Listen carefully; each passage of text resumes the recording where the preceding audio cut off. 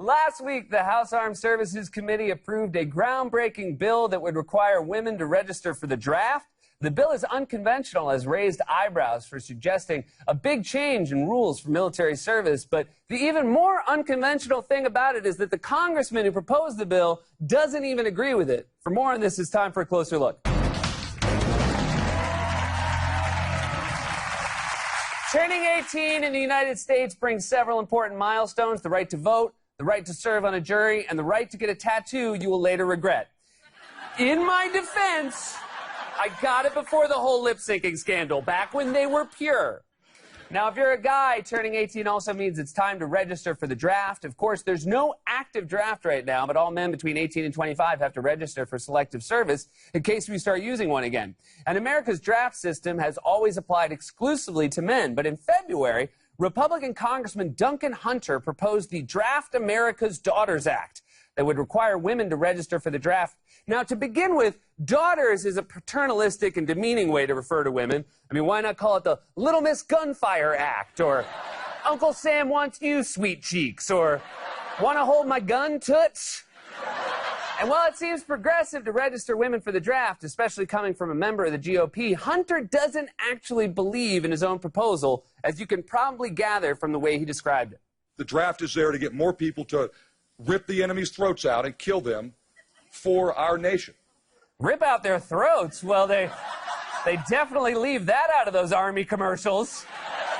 Watching those, it's all rock climbing and computers. Now, Duncan is opposed to letting women serve in combat roles, and he thought that by sarcastically introducing a bill to require them to register for the draft, he would make his point. But his O. Henry-style strategy backfired. Instead, it turns out several committee members think extending the draft to women is a great idea. If we want equality in this country, we want women to be treated precisely like men are treated, and that they should not be discriminated against, we should be willing to support a universal conscription. So while you may be offering this as a gotcha amendment, I would suggest that there's great merit. I would support this amendment. I do support the amendment. I actually support your amendment and will be delighted to vote for it. That is not how Congressman Hunter saw this playing out. As you can tell from his bummed-out face during the hearing, that's the look of a guy. That is the look of a guy who suggested an open marriage to his wife, but now she's the only one getting laid. Oh, you're home? Were you doing open marriage stuff?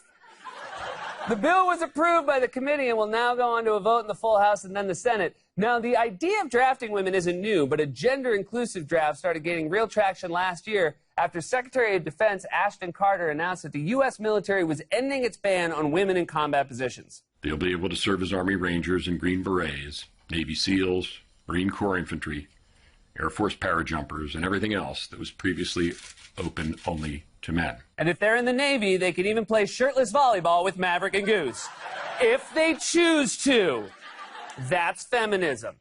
The truth, though, is that women have been serving in combat positions since long before Secretary Carter's announcement. In the Revolutionary War, Margaret Corbin manned a cannon during an attack on Manhattan. In the Civil War, Dr. Mary Edwards Walker served in the Union Army, was held as a POW by the Confederacy, and received the Medal of Honor. And Xena was a warrior who still managed to be a princess. You can't have it all. And then there's Congresswoman Tammy Duckworth. Congresswoman Tammy Duckworth lost both legs flying helicopters in Iraq. Women have been serving in combat in Afghanistan and in Iraq. Well, I didn't lose my legs in a bar fight. You think women aren't tough enough to serve in combat? That woman lost both her legs and is laughing about it. She makes Rambo look like Beetle Bailey. Women have been serving in essential roles in the military all along, but the ban on women serving in combat created the illusion that they were less valuable to the military than men. Including women in the draft is controversial, but it's an important step in dismantling that narrative. Or as Congresswoman Nikki Tsongas puts it, This is really about changing an institution that narrowed and limited the roles that women could have, and I think it's really about saying the military needs to be fully equal. Because man or woman, everyone should be able to rip out the enemy's throat. Duncan Hunter introduced his Draft America's Daughter Act as a joke, but if it becomes law, I think we all know who will have the last laugh. This has been A Closer Look.